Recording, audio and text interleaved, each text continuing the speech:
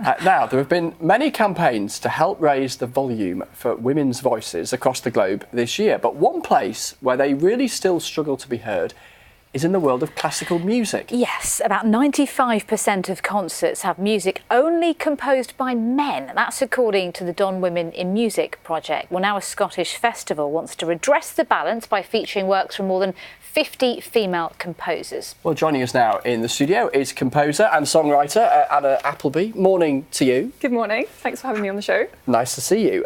How frustrating is it then that the classical music world seems to be so blokey?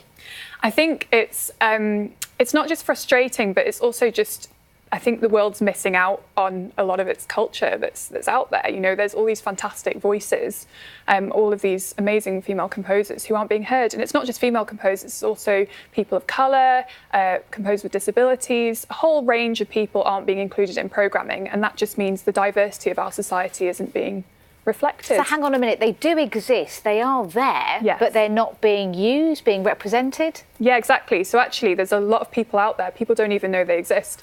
But I've just come back from Sound Festival in Scotland, who have been quite pioneering with this. So what's really positive is they've made an active decision to programme far more women than men. And it's doing really well for them. You know, they've got great audiences. They are one of the leading contemporary music festivals in the UK, so it's working really well for them. What seems striking here, Anna, is that you might expect when you look back into the midst of time and the big names of classical music composition from centuries ago, that in a very different era it might be male-dominated. But what's striking is that you're saying that, save for the festival you've just come back from, in too many places there's still that skew now.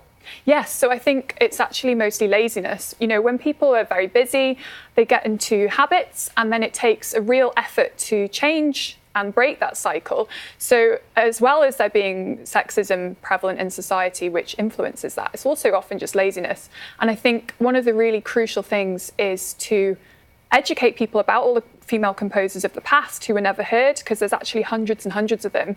There's not just Bach and Beethoven and Mozart. There's also, you know, Clara Schumann, there's Fanny Hensel, there's Ruth Crawford, whose string quartets were really influential in the 20th century. And we just don't hear their music. So maybe you need a key change initiative like the one Vanessa Reed set up, where you aim for 50-50 representation for music festivals going forward. Exactly, and that initiative, it aims to have lots of festivals signing up for 2022. And the BBC's been great because the Proms have already committed to that. We'll end on that note. The BBC's been great. Thank you so much for coming in and talking to us, and good luck with everything that you're doing in the future. And fingers crossed for more women composers. Not what they exist, but we just don't hear about them enough. Indeed. Thank you again. Thank Cheers. you. My pleasure. Thanks. That is all from Breakfast this morning. Enjoy your day. Goodbye. Bye-bye.